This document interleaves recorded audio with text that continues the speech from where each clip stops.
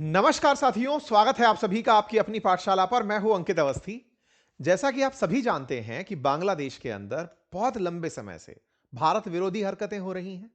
देश में अपने ही यानी बांग्लादेश के ही निवासी हिंदुओं को भारत को सबक सिखाने के लिए मारा जा रहा है। टारगेटेड किलिंग अल्पसंख्यकों की जा रही है।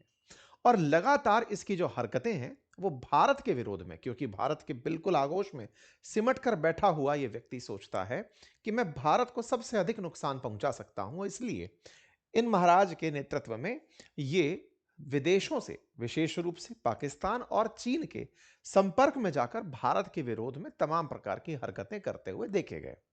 इन सब का इंतजार किया जा रहा था कि कैसे भारत इसको कोर में जाकर मारेगा। कोर में जाकर मारने का आज खबर बाहर निकल के आ रहा है।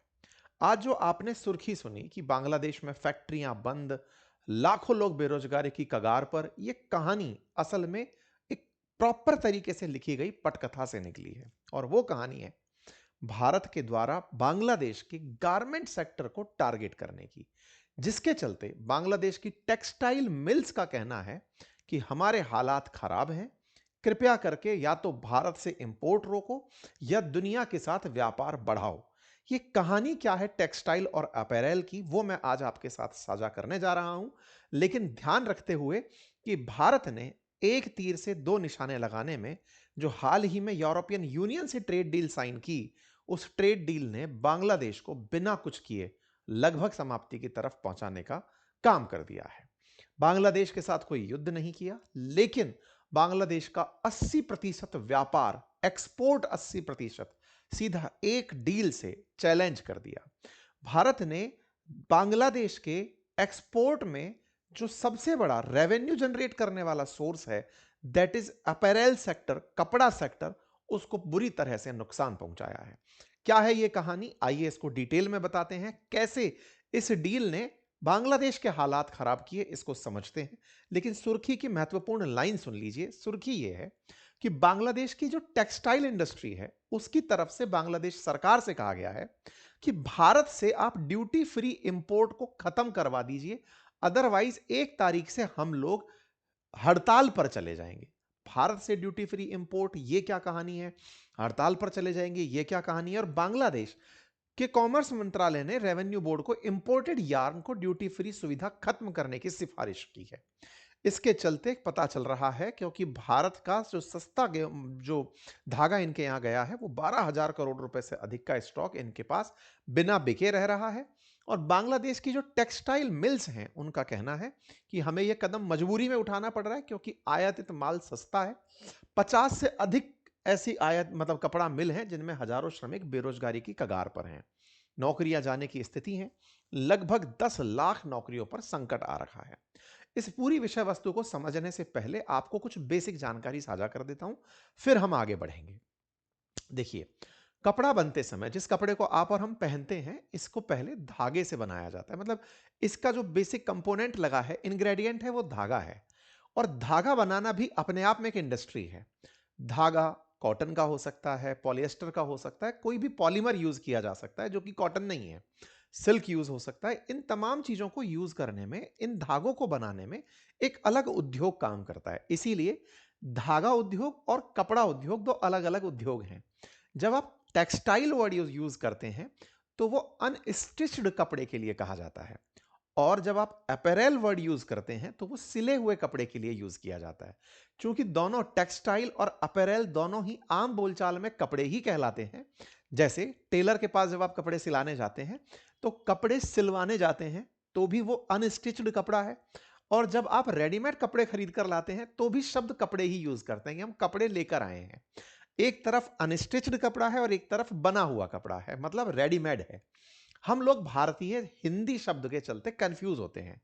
वास्तविकता में ये दोनों बिल्कुल अलग बाजार हैं, एक टेक्सटाइल मार्केट और एक अपैरेल मार्केट। टेक्सटाइल में अनस्टिच्ड कपड़ा बनाया जाता है। भारत अनस्टिच्ड कपड़े का एक्सपोर्टर है, मतलब धागे का, कपड़े का एक्सपोर्टर है बांग्लादेश को। और वो बहुत ही अच्छी क्वालिटी का कॉटन एक्सपोर्ट करता है। हमारी टेक्सटाइल इंडस्ट्रीज बहुत अच्छी क्वालिटी का कॉटन प्रोड्यूस करती हैं, धागे प्रोड्यूस करती हैं, यार्न प्रोड्यूस करती हैं और उन्हें वो वर्ल्ड में बेचती हैं। दुनिया में भारत चौथे नंबर पर आता है टेक्सटाइल एक्सपोर्ट के अंदर।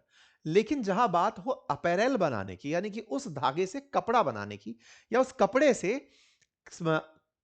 एक प्रॉपर ड्रेस बनाकर रेडीमेड, आरजीएम गारमेंट जिसे कहते हैं, रेडीमेड गारमेंट बनाने की, आरएमजी बनाने की, उसमें बांग्लादेश दुनिया में दूसरे नंबर पर आता है। Bangladesh after China second largest April exporter है। यानी कि ये उस कपड़े से जो अनस्टिच्ड है उसको सिल के बेचने में नंबर 2 पर आता है। और इसको ऐसे समझिए कि कच्चा माल से पका माल बनाने के जैसा है। भारत और बांग्लादेश में लंबे समय से, क्योंकि भारत बांग्लादेश को पाल पोसकर बड़ा बड़ा करता आया है, हम चाहते तो हम भी अपैरल सेक्टर को अपने यहां डेवलप करते, लेकिन भारत ने हमेशा टेक्सटाइल पर ध्यान दिया। बांग्लादेश डेवलप होता चला गया, उसने दुनिया भर से ट्रेड डील्स करके अपने यहां पर अपने कपड़ों को बेचने के लिए सुविधाएं मांगी, और कपड़ा वहां पर भारत से भी जो गया उसे भी बिल्कुल ड्यूटी फ्री रखा, ताकि भारत ये कपड़ा वहां पर बहुत सस्ते में उन उद्योग धंधों को मिले जो उसे सिलकर आगे बेचना चाहते हैं। मतलब भारतीय धागा बांग्लादेश में बांग्लादेशियों को भारतीय कीमतों पर ही मिलता है, फिर उसे सिलकर के वो आगे बेच देते हैं। लेकिन हां, इसके लिए इन्होंने कुछ स्टॉक्स बनाए होते हैं। जैसे भारत के अंदर स्पेशल इकोनॉमिक जोन होता है, जिसमें अगर आप कोई भी एक्टिविटी करते हैं तो उस पर टैक्स में राहत दी जाती है, सस्ती दरों पर बिजली दी जाती है, और आपके उस माल को केवल एक्सपोर्ट करना होता है तो टैक्स भी नहीं लगता है। लेकिन अगर आप देश में ही बेचते हैं तो टैक्स लगता है। ऐसे ही बांग्लादेश ने अपनी टेक्सटाइल इंडस्ट्री को और जो अपैरल इंडस्ट्री है उसको यह सुविधा दी हुई है कि वो भारतीय धागे से अगर कपड़ा बनाकर एक्सपोर्ट करेगी तो देश में कोई इंपोर्ट ड्यूटी नहीं लगेगी। इसीलिए वहां पर भर भर करके भारतीय टेक्सटाइल को परचेज करके रखा जाता है, और उसे इस तरह की बड़ी बड़ी फैक्ट्रियों में सिले हुए कपड़ों में बदला जाता है। यही कारण है कि बांग्लादेश दुनिया में कपड़े का सेकंड लार्जेस्ट एक्सपोर्टर बनकर बैठा हुआ है। ग्लोबल कपड़ा एक्सपोर्ट में इसकी परसेंटेज 10% है। यह दुनिया के टॉप 10 टेक्सटाइल और अपैरल एक्सपोर्टिंग कंट्रीज के आंकड़े हैं। चाइना नंबर 1, बांग्लादेश नंबर 2 पर खड़ा हुआ है। वहीं पर अपैरल सेक्टर में भी बांग्लादेश नंबर 2 पर खड़ा हुआ है। दोनों ही जगह टेक्सटाइल और अपैरल में बांग्लादेश नंबर 2 पर है। चूंकि भारतीय कपड़े की या भारतीय टेक्सटाइल की डिमांड यूरोप में बहुत होती है, तो भारतीय अनस्टिच्ड कपड़ा वाया बांग्लादेश यूरोप में पहुंचता रहा है।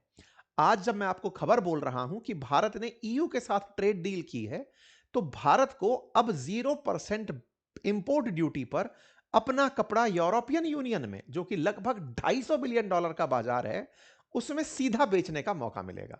और जब हम यहां से सीधा वहां बेच पाएंगे, तो अब आप सोचकर देखिए कि हम इनका सीधा ये वाला बाजार निगल जाएंगे।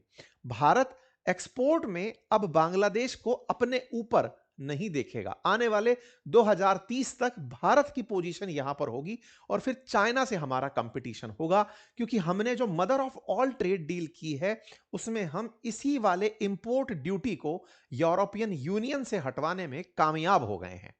बांग्लादेश जिस काम को पहले से करके रखा था, अब सवाल बनता है कि बांग्लादेश यूरोपियन यूनियन को कितना माल बेच लेता है, जिससे कि सवाल को किया जा रहा है। तो देखिए, बांग्लादेश का कुल एक्सपोर्ट अराउंड $55 बिलियन के आसपास है। उसमें से 40 बिलियन, अब ध्यान से सुनिएगा, कुल एक्सपोर्ट $55 बिलियन का मतलब है बांग्लादेश की कुल जीडीपी में से, केवल कपड़ा नहीं, सब मिला करके, सब में ये जूट भी बेचते होंगे, कुछ चावल भी बेचते होंगे, कुछ फल फूल भी बेचते होंगे, सब मिला करके 55 बिलियन के आसपास ये एक्सपोर्ट करते हैं, $55 बिलियन का। उसमें से लगभग $38.5 बिलियन ये केवल कपड़ा बेचते हैं। इसका मतलब 80 से 85% जो हिस्सा है इनके एक्सपोर्ट का, वो कपड़े पर केंद्रित है। और जब ये कपड़ा बेचते हैं, वो कपड़ा ये मेजरली एक्सपोर्ट करते हैं यूरोपियन यूनियन को। $38 बिलियन में से $19.37 बिलियन का यूरोपियन यूनियन को 2024 में एक्सपोर्ट है। इस यूरोपियन यूनियन में इनकी ड्यूटी फ्री एंट्री थी, क्योंकि ट्रेड डील कर रखी थी। भारत को अब मिल रही है, यानी भारत सीधा सीधा इस बाजार को कॉम्पीट करेगा। अब तक क्या होता था, इस अपैरल इंडस्ट्री के लिए हम टेक्सटाइल भेजते थे बांग्लादेश, बांग्लादेश अपैरल में बदलकर उसे वहां बेच देता था। धंधा बांग्लादेश बनाता था भारत से व्यापार का और वहां पर व्यापार का, ठीक है। भारत इसी कारण से, अगर आप बिल उठाकर देखेंगे भारत बांग्लादेश के, तो भारत बांग्लादेश को एक्सपोर्ट करता है और पैसे कमाता है। बांग्लादेश भारत से व्यापार करके ट्रेड डेफिसिट में रहता है। आप पूछेंगे क्या उसके पास टेक्सटाइल के लिए कोई और ऑप्शन नहीं है क्या? है। चाइना दुनिया का सबसे बड़ा एक्सपोर्टर है अपैरेल के मामले में, अपैरेल और टेक्सटाइल के मामले में। चाइना बांग्लादेश को भी बेच सकता है और बेचता भी है, लेकिन वर्ल्ड में कॉटन की जो डिमांड है वो भारतीय कॉटन की डिमांड है। आपको शायद याद हो कि जब यूरोपियंस भारत आए थे तब भी वो भारतीय सूती कपड़े को पहनकर गौरवान्वित महसूस करते थे। कहते थे कि यूरोप में यूरोपियंस जब इंडिया पर राज करने आए थे, उपनिवेश बनाने आए थे, उससे पहले उनके ड्रीम में था कि भारत का कपड़ा अगर हम पहन पाएं, मतलब भारत क्योंकि सिल्क रूट के थ्रू कॉटन डिलीवर करता था यूरोप में, तो ऐसे में उनके लिए बड़ी अमीरी की बात होती थी कि हमने इंडियन कॉटन पहना हुआ है। तो वो इंडियन कॉटन आज भी यूरोपियंस को चाहिए। और अब आप सोचकर देखिए कि कैसा रास्ता अपन लोगों ने ओपन कर लिया है। अच्छा, अब जिस बांग्लादेश का 84% विदेशी मुद्रा का भंडार यही हो, यानी कि जब एक्सपोर्ट से धन आता है और धन में केवल कपड़ा है, तो सोचिए कितना बड़ा क्षेत्र है और उसको आप कंपटीशन देने जा रहे हैं। 84% विदेशी मुद्रा, 50 लाख रोजगारों के लिए, और विशेष रूप से बांग्लादेश का यह सेक्टर महिला केंद्रित है, जो लगभग 1.5 करोड़ लोगों को रोजगार देता है। इसमें अधिकांश महिला भागीदारी करती हैं। इंटरेस्टिंग समझिए, हमारे धागे और अनस्टिच्ड कपड़े से बांग्लादेश में बड़ी बड़ी ब्रांड्स जैसे टॉमी हिलफिगर, कैल्विन क्लेन जैसे जो ब्रांड्स हैं, ये काम करते हैं। बांग्लादेश के अंदर ही कपड़े सिल करके टॉमी हिलफिगर, कैल्विन क्लेन और राल्फ लॉरेन जैसे जो अमेरिकी ब्रांड हैं, ये यहां से सिलकर अमेरिका बिकने जाते हैं। इसके अलावा स्वीडन का H&M है, इटली का जियो जॉर्जिया अरमानी है, जर्मनी का ह्यूगो बॉस एंड प्यूमा है, स्पेन की जारा है। ये सब ब्रांड यहां बनकर के वहां बिकने जाते हैं। यानी सिलवाते सब यहां है, ब्रांडिंग यहां पर होती है और बिकते उन बाजारों में है, क्योंकि उनने भी इस काम को आउटसोर्स किया हुआ है सस्ती लेबर के चलते, सस्ते कच्चे माल के चलते, क्योंकि कच्चा माल तो हमारे उद्योग धंधों में बन ही रहा है। तो एक प्रकार से इन लोगों ने केवल ब्रांडिंग से पैसा कमाया हुआ है। देखिए, असली पैसा कमा करके तो ये लोग बैठे हैं, कौन से? जिन्होंने जारा जैसा ब्रांड खड़ा कर लिया, बिलियंस में जिनकी ब्रांड वैल्यू है। अरमानी जैसा ब्रांड, इटली H&M जैसा ब्रांड, ये तमाम ब्रांड्स मिलियंस में, बिलियंस में इनकी वैल्यू है। ये लोग खेलते हैं ब्रांडिंग पे, कच्चा माल बनाकर खुश हैं आप और हम, और उसमें फिलहाल चल रही है लड़ाई। ये एक अलग इशू है, कभी इस पर अलग चर्चा होगी, बातें बाजार की पर करेंगे। खैर, फिलहाल के लिए शेख हसीना की सत्ता जब से हटी है और ये इकोनॉमिस्ट मोहम्मद यूनुस जब से आए हैं, ये समेट ही नहीं पा रहे हैं कि इनकी जो सबसे बड़ी ताकत थी वो लगातार खस्ता हाल होती जा रही है। बांग्लादेश के 80% तक का जो निर्यात है, जिस पर 11% बांग्लादेश की कुल जीडीपी डिपेंड करती है, उस पर अब भारत ने छेद कर दिया है। और ऐसा नहीं है कि इस डील से छेद हुआ है, इससे पहले हम खेल खेल चुके हैं। अब आपके दिमाग में शुरुआत में आई हुई लाइन चमक रही होगी फिर से कि सर उसमें तो यह था कि 1 फरवरी तक अगर भारत से कच्चा धागा इंपोर्ट बंद नहीं किया तो हम हड़ताल कर देंगे। वो क्या कहानी है? असल में बांग्लादेश में भी टेक्सटाइल इंडस्ट्रीज हैं, ऐसा नहीं है कि बांग्लादेश के अंदर अपैरेल ही है, टेक्सटाइल उनके यहां भी है। होता यह है कि उनका टेक्सटाइल उनकी अपैरेल इंडस्ट्री नहीं खरीदती। ऐसे में टेक्सटाइल वाले धमकी दे रहे हैं कि भारत का टेक्सटाइल ऑलरेडी इतने सस्ते मालों पर उपलब्ध है और भारत विरोधी माहौल चल ही रहा है, तो क्यों ना लगे में लगा भारतीय कपड़े को बैन करवा दें। और कच्चा धागा जैसे ही भारतीय आना बंद होगा तो उनका टेक्सटाइल का धागा बिकना शुरू होगा और वो बिकेगा उनके ही अपैरल इंडस्ट्री को। वो समझदारी करके अपने यहां पर 12,000 करोड़ का जो विदेशी कर्ज उनके ऊपर आ गया भारत के चलते, उसको बाईपास करने के लिए माहौल सरकार पर दबाव का बना रहे हैं। लेकिन मूर्खता इस बात में है कि यह बात उन्हें भी समझ में हो कि यूरोप वालों को इंडियन कॉटन चाहिए, और इंडियन कॉटन अगर बांग्लादेश की जगह भारत से ही सिलकर जाने लगा तो उन्हें $18 बिलियन का सीधा नुकसान होगा।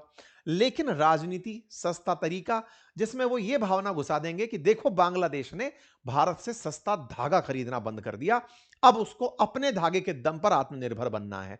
ये तरीका भले ही हो, लेकिन भारत ने 0% टैरिफ पर यूरोप में जो अब एंट्री ले ली है वो सीधा उसे कंपीट करेगी। लेकिन अब सवाल है, इससे पहले कि भारत ने ईयू के साथ डील नहीं की थी, उससे पहले भी इनका कपड़ा उद्योग तो संकट में आ गया था। वो कैसे? उसकी कहानी क्या थी? देखो, अनरेस्ट था बांग्लादेश में, सबको पता था। बांग्लादेश का अनरेस्ट भारत के लिए ही नहीं था, विदेशों से भी अगर कोई निवेशक आ रहा है तो उसके लिए भी है, और वो भी इन सब चीजों से पीड़ित है। तो बांग्लादेश के अंदर इस पर्टिकुलर कपड़े के चलते या फिर इस तरह के माहौल के चलते ऑलरेडी गारमेंट इंडस्ट्री पर $400 मिलियन का सदमा लग चुका था, क्योंकि प्रोटेस्ट निवेशकों को आने से रोकता है। विदेशी निवेशक, H&M जैसी कंपनियां अगर बांग्लादेश में आकर के कपड़ा बनवाना चाहती हैं, तो आदमी तो आएगा ना उनका। उसको भी तो स्थिरता चाहिए उस देश में कि जाऊं तो वहां शांति रहे। वहां का तो प्रधानमंत्री भागा फिर रहा है, तो फिर क्या होगा? दूसरा क्या हुआ, भारत बांग्लादेश के बीच में जिस तरह का बॉर्डर साझा होता है, बांग्लादेशियों ने चाइना का सपना दिखा दिया कि नॉर्थ ईस्ट में जाने के लिए तो आपको वाया बांग्लादेश जाना पड़ेगा। भारत इस बात से चिढ़ गया। भारत ने कहा कि बेटा तुम्हारी इतनी जरूरत, तुमने बॉर्डर पर रहने का यह फायदा उठा लिया कि आप अगर जाना चाहते हो सेवन सिस्टर्स में तो वाया बांग्लादेश जाओगे। ये चीन को चिपका के आ गए मोहम्मद यूनुस। भारत ने कहा सुनो बेटा, ज्यादा दूर मत जाओ। तुम्हें अगर नेपाल को और भूटान को सामान बेचना है तो तुम्हें भारत के लैंड बॉर्डर्स से, लैंड बॉर्डर्स में क्या है कि हम लोगों ने लैंड पे ही कुछ लैंड पोर्ट्स बनाए हुए हैं। लैंड पोर्ट्स बनाए हुए हैं जहां पर व्यापार करके सीधा ट्रक को यहां से भरा और भर के नेपाल बेच दिया, भूटान बेच दिया। भारत ने कहा सुनो, पहले तो तुम्हारा यही सपना यही तोड़ देते हैं। हमने इनके लैंड पोर्ट्स बंद कर दिए इससे नाराज होते हुए, और हमने कहा अगर तुम्हें यहां सामान बेचना है तो सुनो, हम तुम्हारे इंपोर्ट को मना नहीं कर रहे। तुम्हारा कपड़ा सिलकर आएगा और यूं घूम करके मुंबई के अंदर जो नावा शिवा है ना, वहां पर ड्यूटी फ्री रहेगा। तो इनको हमने इनडायरेक्टली इतना घुमा दिया कि अब ये नेपाल भूटान में सामान बेच ही नहीं पा रहे। ऐसे में इनका बाजार भारत ने पहले ही तोड़ दिया था लैंड पोर्ट बंद करके। ये हमने उसी समय कर दिया था कि रेस्ट्रिक्शन है भाई इंपोर्ट गुड्स फ्रॉम बांग्लादेश से, और हमने ट्रांसशिपमेंट को पूरी तरह अगस्त अप्रैल में ही रोक दिया था। इनका इलाज धीरे धीरे करके किया जा रहा था। परिणाम क्या निकला? इनके एक्सपोर्ट बाधित होने लगे। भारत ने पोर्ट रेस्ट्रिक्शन लगा करके इनको मना भी नहीं किया और मना भी कर दिया। यह आदेश रहा कि तुम्हें जाना है तो बेटा नावा शिवा होकर के निकलो। अच्छा, अप्रैल में यह खेल हुआ। उसके बाद में इनकी आत्मा जग गई। जुलाई में ये आते हैं और ये बांग्लादेश के ऊपर 35% टैरिफ लगा देते हैं। बांग्लादेश का 85% व्यापार कपड़ों का है। उसमें से लगभग जो कपड़े बिक रहे हैं 38-40 बिलियन डॉलर के, उनमें से 5-7 बिलियन डॉलर के अमेरिका को बिकते हैं। अमेरिका को बिकते हैं, 35% टैरिफ लगा दिया। टैरिफ को हमने 25% ही पाया था शुरुआत में, तो भारत 25% टैरिफ पर माइलेज ले गया अमेरिकी बाजार में। हम पर तो बाद में पेनल्टी 25% ही लगी है। तो इनको उस समय वैसे झटका लग गया, 35% का झटका, और अमेरिका ने अब तक इनका ट्रेड रिवर्सल नहीं किया है। बांग्लादेश बेचकर अमेरिका से 8.8 बिलियन डॉलर का व्यापार करके 5-7 बिलियन डॉलर कमाता है, और जिससे भारतीय टेक्सटाइल सेक्टर को 35% का लाभ हुआ। हालांकि यूएस फिलहाल के लिए इनके ऊपर टैरिफ घटाने के बारे में सोच रहा है, लेकिन असर तो सब चीजों का चलता जा रहा था। फिर काम आता है, कोई भी इंडस्ट्री काम करे उसको बिजली की जरूरत होती है। बांग्लादेश के अंदर कोई भी पावर, यानी कि एक तरह से कहिए जल विद्युत परियोजना का कोई भी केंद्र नहीं है, क्योंकि हाइट पर कोई डैम नहीं है, साथ ही साथ में तीव्र पानी की कोई क्षमता नहीं है। ऐसे में बहुत ज्यादा रिसोर्सेज इनके पास बिजली उत्पादन के नहीं है। प्लेनर है ना, जल के आखिरी तट पर बसा हुआ है। तो ऐसे में इनके यहां पर बिजली उत्पादन अपने आप में एक बड़ा चैलेंज है। नदी के मुहाने पर है तो कोयले का क्राइसिस है, बिजली का क्राइसिस है। तो ये बिजली भारत से इंपोर्ट करता है। भारत ने इन्हें बिजली देने से रोक दिया। रुकवाने का काम किया अडानी से। अडानी ने इनकी बिजली काट दी लगभग 60%, यह कहते हुए कि सुनो, पावर का पेमेंट नहीं कर रहे हो, और बिल फाड़ा इन पे कि बांग्लादेशी नहीं चाहते कि अडानी काम करे। जबकि शेख हसीना ने पूरी तरह सुनिश्चित करते हुए, शेख हसीना बांग्लादेश के लिए बहुत अच्छी पीएम थी, उन्होंने बांग्लादेश में पूरे टाइम बिजली बनी रहे तो पहले अडानी से पूरी टाइम बिजली का पावर प्लांट लगवा लिया। साथ ही साथ भारत से सस्ता यार्न मंगवा लिया ताकि वो बना के कपड़ा वहां से आगे बेच सके। भारत ने बिजली रोक दी, भारत ने आगे चल के ट्रेड रोक लिया, पानी पर संकट खड़ा कर ही रखा है। इससे क्या हुआ कि इनकी इंडस्ट्रीज को दिक्कत होने लगी। तो अडानी का जो झारखंड लिमिटेड के अंदर पावर झारखंड लिमिटेड जो था, उसका बिल बकाया होने पर इन्होंने बिजली काट ली। बिजली कटी तो काम अटक गया। इसके बाद में पाकिस्तान की एंट्री होती है, जो खुद तो डूबे थे सनम, तुम्हें भी ले डूबेंगे। इन्होंने इनको ऑफर किया कि सुनो, आप ना भारत पोर्ट नहीं दे रहा तो क्या हमारे पास चले आओ। इतने बड़े अकल के अंधे हैं, इन्हें यह समझ नहीं आ रहा कि भारत के पोर्ट नेपाल भूटान के लिए जरूरी हैं। इनने कहा क्या हुआ, हम आपको चाइना और सेंट्रल एशिया जाने का रास्ता देंगे। अरे उनका व्यापार ही नहीं है, चाइना तो खुद कपड़े बेचता है अकल के अंधों, सेंट्रल एशिया इनके कपड़े खरीदता नहीं है। तुम क्या सपने दिखा रहे हो, खुद का समेट लो। पाकिस्तानियों के हालत इतने खराब हैं कि अभी जनवरी का रिपोर्ट अगर आप देखें तो इनका जो ट्रेड डेफिसिट है वो इस महीने में 44% बढ़ा है। रिपोर्ट देखिए तो पिछले महीने के कुछ आंकड़े मैं आपको दिखाता हूं, नवंबर 2025 वर्सेस नवंबर 2024 का, जिसमें पहले इनके एक्सपोर्ट वर्सेस इंपोर्ट में इंपोर्ट बढ़े, एक्सपोर्ट घटे, ट्रेड डेफिसिट वाइडन हुआ, $700 मिलियन का खुद का ट्रेड घाटा बढ़ गया। ये इनको सलाह दे रहे हैं कि सुनो तुम आकर के चाइना को सामान बेच दो। इकोनॉमिस्ट बताए बेचारे। अब ये इकोनॉमिस्ट फिलहाल के लिए रेडीमेड गारमेंट को लेकर के फिलहाल कंफ्यूज हैं कि अब मैं करूं क्या, उन कपड़ों को कैसे बेचूं, क्योंकि भारत इनको पनाह दे करके इनसे सारे ट्रिक सीख रहा है कि बताओ बांग्लादेश को कैसे इंटरनली तोड़ा जाए। कोई भी देश पैसे से चलता है। भारत को पता है कि उसका पूरा धंधा एक्सपोर्ट पर केंद्रित है, कपड़े पर केंद्रित है, तो कपड़े को ध्यान में रखकर ईयू के साथ में डील मचा दी, जिसके चलते इनके खेला हो गया। ठीक है, उम्मीद है कि अब आपको यह बात समझ में आ गई हो कि बांग्लादेश का जो 78% यार्न भारत से जा रहा था, अब वो यार्न खुद अप्रैल में बदल करके बिकेगा यूरोप में जाकर के, जिससे भारत को एक बड़ा बाजार मिलेगा। फिलहाल इनके यहां के मिल मालिक कह रहे हैं कि एक तो सर ड्यूटी फ्री आयात बंद कर दो भारत से, जो कि बिल्कुल गलत फैसला बांग्लादेश के लिए होगा, लेकिन हां, बांग्लादेश सोचता है कि इससे कम से कम उनकी टेक्सटाइल इंडस्ट्री बची रह जाएगी।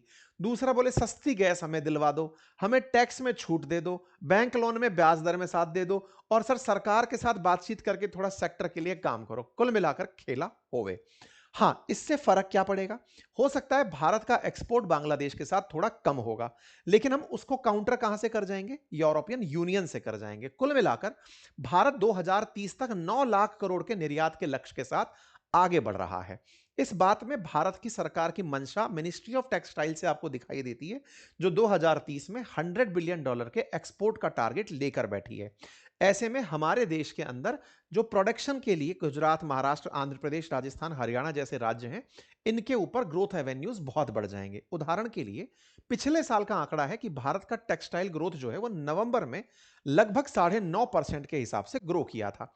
ऐसे में जब भारत इतनी बड़ी ट्रेड डील कर चुका हो, भारत अब तक 22 एफटीए कर चुका है, और अब सबसे बड़ा एफटीए यानी फ्री ट्रेड एग्रीमेंट साइन किया गया है ईयू के साथ, इसका हमें लाभ होगा। मिनिस्ट्री ऑफ हमारी जो टेक्सटाइल है उसने साफ साफ कहा है कि हमारा टेक्सटाइल और अपैरल सेक्टर इस डील से बड़ा फायदा पाएगा, क्योंकि हमें लगभग जीरो ड्यूटी के ऊपर यूईयू का 240 या $263 बिलियन का बाजार एकदम खुला मिलने वाला है। इस बात को खुद पीयूष गोयल जी के बयान में भी आप सुन सकते हैं, जिसमें वो ये कह रहे हैं कि मुझसे लोग पूछा करते थे कि बांग्लादेश हमसे आगे कैसे है कपड़ा निर्यात में, तो हम उनको कैसे बताते कि उन्होंने ड्यूटी फ्री एक्सेस लिया हुआ है, कॉम्पिटिटिव प्राइस पर वो आगे चले जाते हैं। अब हमने डील ही कर ली, और डील कर ली, और हमारा कपड़ा हम अगर बेचने निकलेंगे तो बड़ा बाजार पा जाएंगे। तो साहब कुल मिलाकर के भारत ने किसी के अर्थशास्त्र को तोड़ करके पूरी तरह का शास्त्र इनका बिगाड़ दिया है। बाकी आप लोग इस विषय पर क्या सोचते हैं, अपनी राय जरूर कमेंट बॉक्स में बताइए। चैनल पर नए हैं तो सब्सक्राइब कर लीजिए, साथियों के साथ इसे ज़्यादा से ज़्यादा साझा करिए। हमारी पुस्तकों के लिए अपनी पाठशाला एप्लीकेशन पर पहुंचिए, वहां पर हमारी एक बहुत ही प्यारी पुस्तक आई है जिसके बारे में मैंने पहले भी आपको इन्फॉर्म किया है। आप जाकर उसका ऑर्डर बुक कर सकते हैं। हमारे कोर्सेज उपलब्ध हैं अपनी पाठशाला एप्लीकेशन पर, उन्हें पढ़िए और बिल्कुल आनंद में भर जाइए। धन्यवाद।